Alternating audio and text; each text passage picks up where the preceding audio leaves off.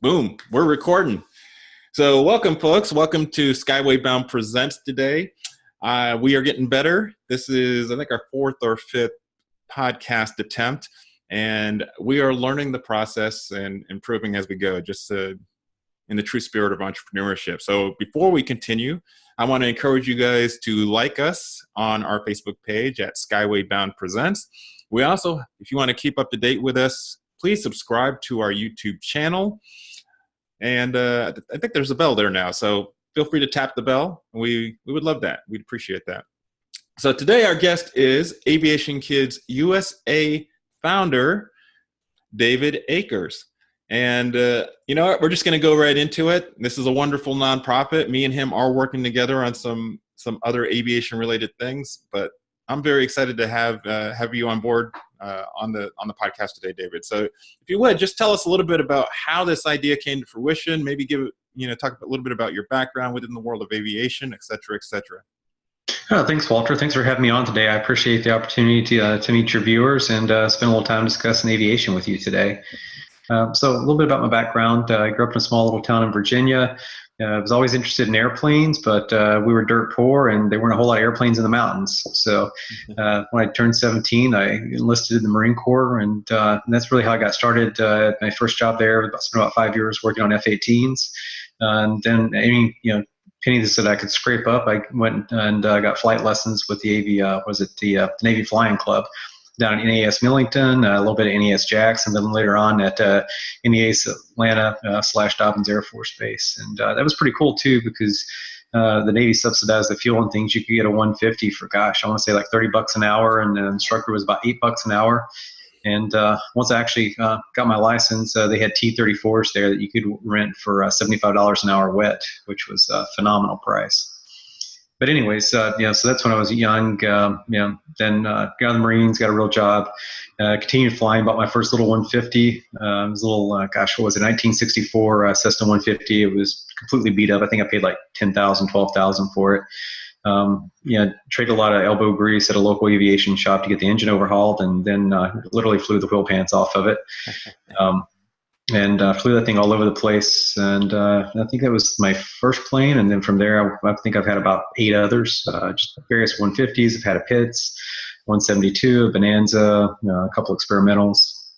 So, anyways, back, I guess about 4 or 5 years after I got out of the Marines, 9/11 happened. I went back into the Army, and right about that same time, I got married, had a little kid, and we were always flying around to air shows and things like that. And I was like, man, there's not a lot of kids here. What's going on there? So the idea was, kind of hatched way back when. I started a 501c3 called Wings for Kids Foundation. And I did that from about 2000 to about I started the initial work in 2000. It was about 2002, 2003 before I had my 501c3 and had it up and running.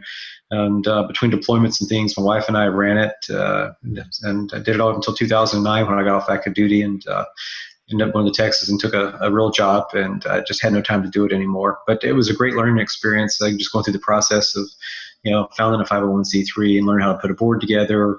Had lots of companies. We had Jefferson, General Aviation Manufacturers Association, AOPA, EAA, a lot of local businesses. This is right outside the Savannah area that supported us. We flew, I want to say about 60, 70 kids over the course of the years that we had it there. We did a lot of things downtown Hinesville, which was where Fort Stewart was at. We did other things in Savannah. Spoke at a lot of schools and things, encouraging kids to get involved in math and science and aviation. So I learned a tremendous amount there. So anyways, later on, we went out to Texas, worked out there about 6, 7 years. Came back to Savannah and worked at Gulfstream, and I was an engineer there. And we started talking again. It's like, we really had a good time doing it. Now that we had 3 boys of our own and they're getting older, my oldest is interested in becoming a pilot. It's like, maybe we should do something again. Because again, there's just not enough pilots out there, and the airlines are even feeling it now. It's not just the hobbyist that's kind of short there. So we started talking how we could put something together.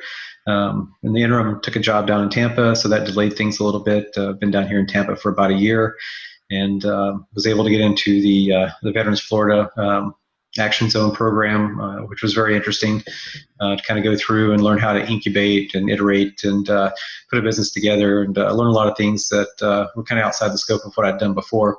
And everything just kind of started coming together about late summer this year. So we kicked off Aviation Kids USA as a way to get out in the communities, work with the local schools, the scouts, other civic organizations. We're really kind of focusing on kids that either don't have access or don't know anything about aviation, and hopefully broaden their horizons. Most people may not be aware, but only about 16% of air traffic controllers, and I think it's about 7-8% of pilots are female. So we're really trying to target that market as well, and get more females involved.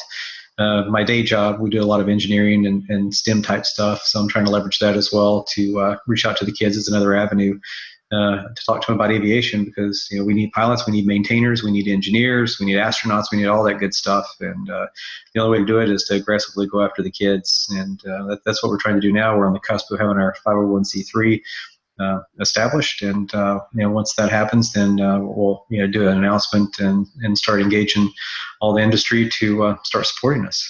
Nice. I love it, and I'm so glad that we met. And just I like to throw the word serendipity out there.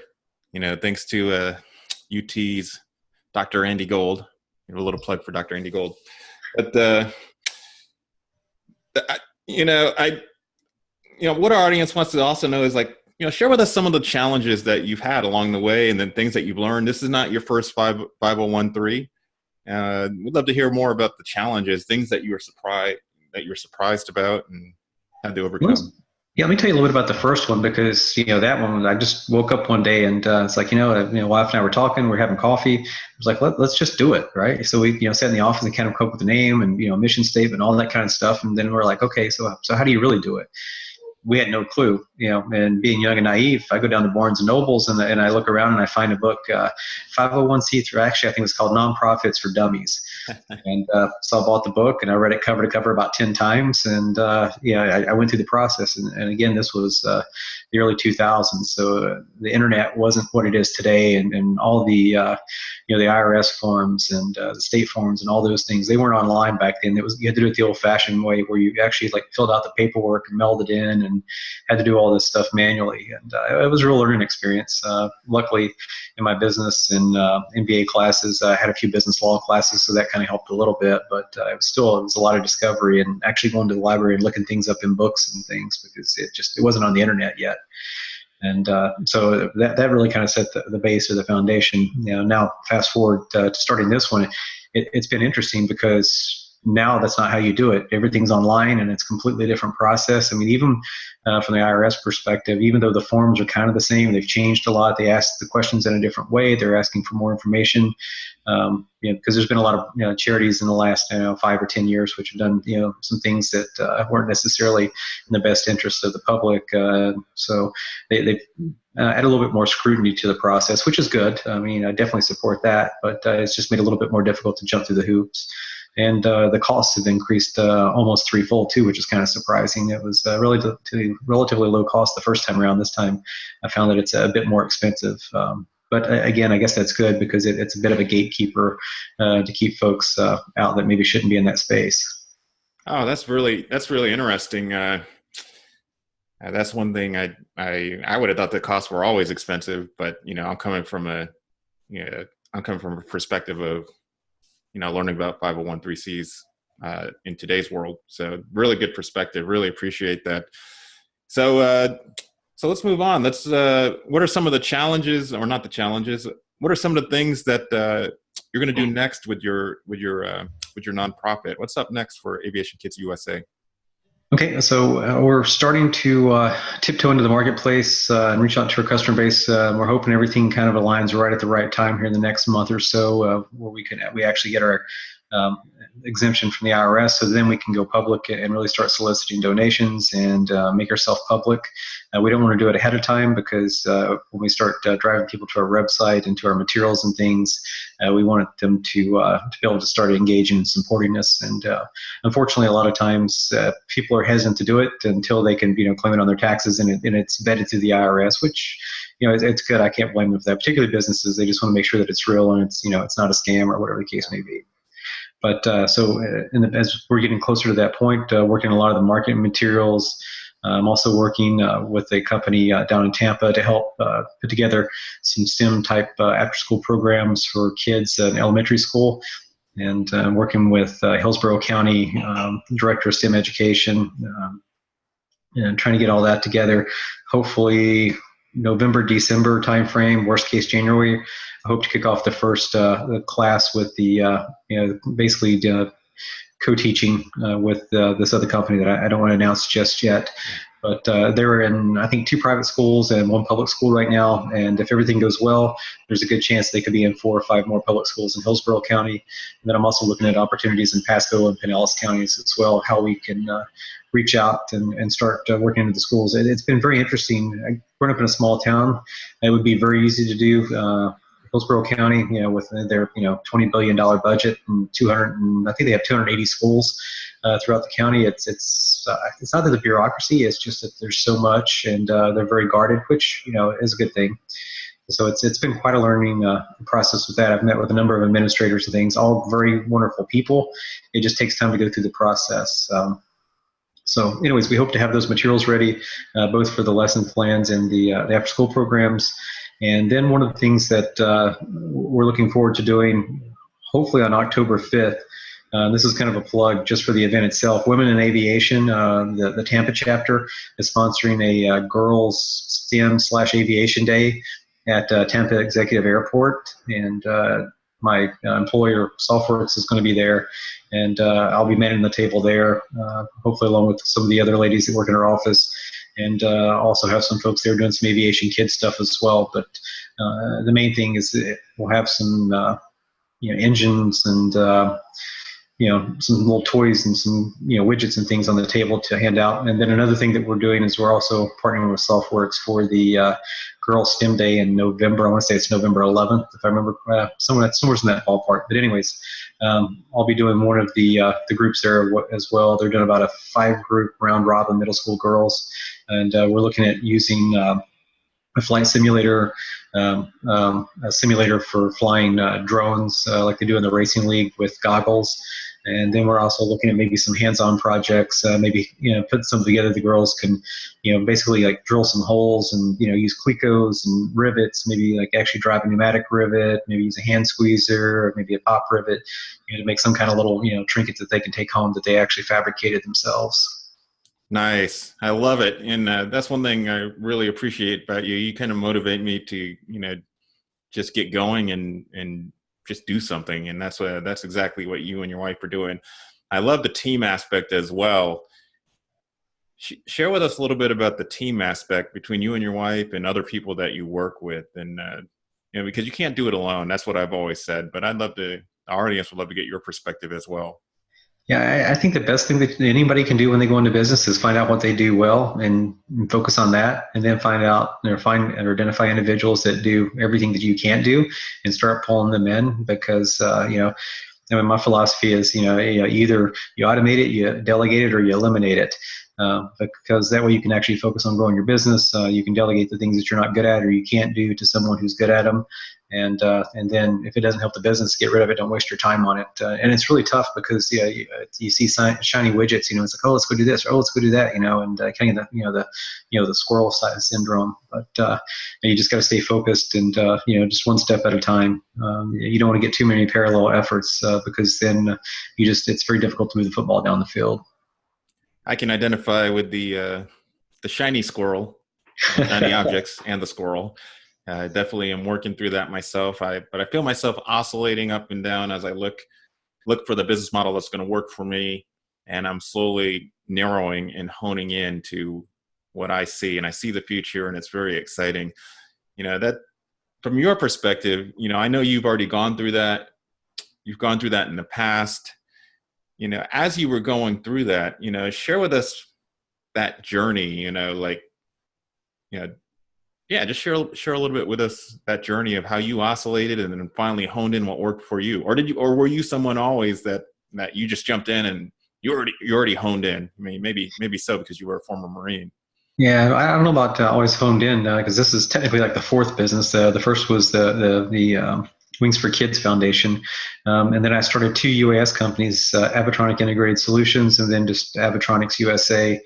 The first was more of a retail type thing, right when drones were first hitting the market about 2013. Some of the first DJIs we sold those. Oh gosh, I can't remember now, the irises and things from the manufacturer out in California. Did okay. We did, too bad. I was out in Dallas at the time, so I had a pretty good market base out there. But the DJIs, they just got so cheap, and once everyone started selling, it really kind of hurt the business. So we started doing a little bit of engineering and so forth. And then when we moved to Savannah, I closed that business and started focusing just on engineering consulting.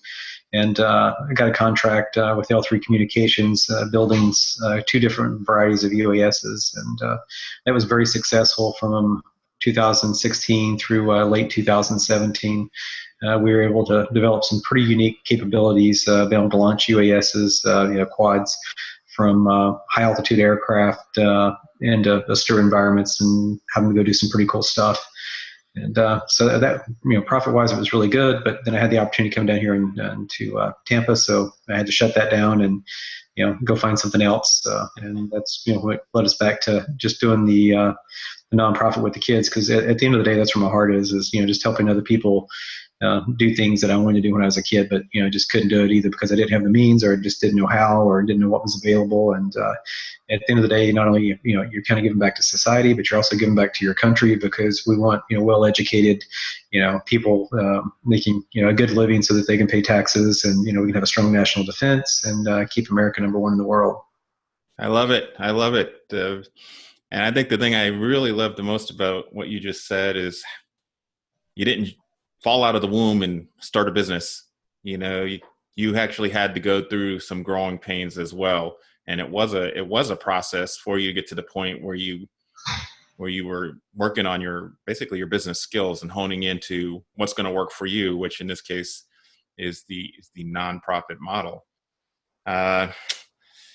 What else do you have for our entrepreneurs? Do you have any specific advice that kind of what is your top 3 or 4 or 5 that I don't know if I have that many, but I mean, I just in the back of my mind I always think about Colonel Sanders and Kentucky Fried Chicken, because he had what, and he tried like 90 some times or whatever, and then you got Thomas Edison with the light bulb. He went through about 1,000 different experiments before he got the light bulb to work. So you just got to be persistent, and just keep after it. And eventually one of these days, the light bulb will stay on and the chicken will taste really good. I love that. Well said. And then, from a process standpoint, do you have any like specific processes that you use? So, for example, for the past couple of years, I've been in entrepreneur land, and, I've been hearing terms like design thinking, ideation, iteration, et cetera, et cetera. Are you formally using that, or more kind of informally? Well, I mean, a little bit as far as like, when it depends. So like, working on the modules and things like that, definitely some ideation, iteration things, working with other individuals that are experts in, with the teaching and, that kind of presentations and things like that. Because I mean, I understand the content, but how to package it so that, a 10 or 12-year-old can consume it. It's two different things, so I have to rely on, I can put the content down, construct it the best I can, push it out to other folks, let them provide feedback, help deconstruct it, or maybe, rearrange it in a more better way to present it and things like that. In terms of actually running the businesses, though, I'm a checklist guy, and maybe it's, from flying, or, I don't know, maybe it's just the way my personality is, but got to have checklists. I got, my personal checklist. I got, my business checklist. I got my work checklist, checklist for everything. I'm the same way. I'm a checklist kind of person too. And just for folks in the audience, I am also a pilot as well. So I definitely can identify with the whole, I got all sorts of checklists, and I've got, I'm trying to like bring my calendars together. Right now, I'm primarily a Google Calendar kind of person, but I think what I like about that is it's all there on one spot, and I can bounce in between and see them all in one spot. So, but similar to you, I have all sorts of checklists, and I am trying to figure out how to consolidate Speaking of challenges, calendars have been my biggest challenge because I have many.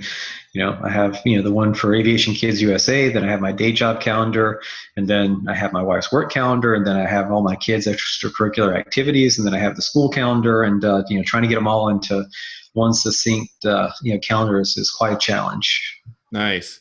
That's good perspective too, because one of the things we're trying to get across, me, we discussed this before, is how, it's not just you, it's you and your wife and your family, you're balancing family, job, and a nonprofit, so I think our audience, many in our audience can identify with that, and they'll be encouraged by the fact that you can make it happen. You can make things happen. And yes, they don't happen overnight, but you're doing it. Yeah, you just gotta pick one thing each day, one little thing. Today I want to do X.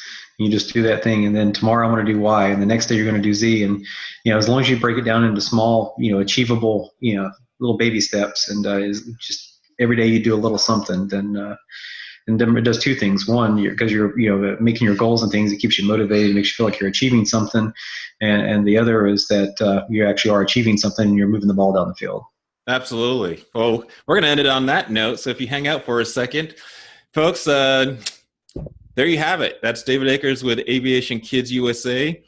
They are in the process, early stage startup. They're waiting on some paperwork, but they are coming online soon. And yeah, just stand by. And David's already doing great things. He's connecting with the right people, and I've been blessed to really get to know him over the past probably 6 months or more. It might be longer by now. Time I is. want to say about June timeframe, maybe a little bit earlier than that. We had the opportunity to meet and discuss, some opportunities, and just kind of going from there, and hopefully the future stays bright. Absolutely. Dave's such a good person. I feel like I've known him a long time, longer than that. So as we close out, folks, we want to encourage you, if you want to stay up to date with our latest and greatest, please subscribe to our channel on YouTube. And, there's this handy dandy new bell there. Feel free to tap it. If you're on Facebook also, go ahead and like us and share us with your friends. And yeah, stay tuned. We've got more interviews with social entrepreneurs coming up, and we're trying to create a community that's very supportive, that kind of lifts people up, that are really into purposeful profit. And what I like to leave people with is, you heard David. He's doing it one step at a time, taking it one day at a time. And I just encourage all of you out there, do not quit, do not quit, do not quit, because the sky's the limit. You can do it because I believe in you. And you can do it. Got to work on that tagline. See y'all next time. Peace out.